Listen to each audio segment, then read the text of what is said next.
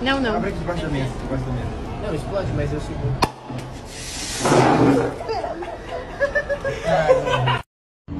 O cliente chegou aqui na oficina perguntando de que era essa tomada aqui. E eu vi que tinha uma tomada saindo aqui da porta, né?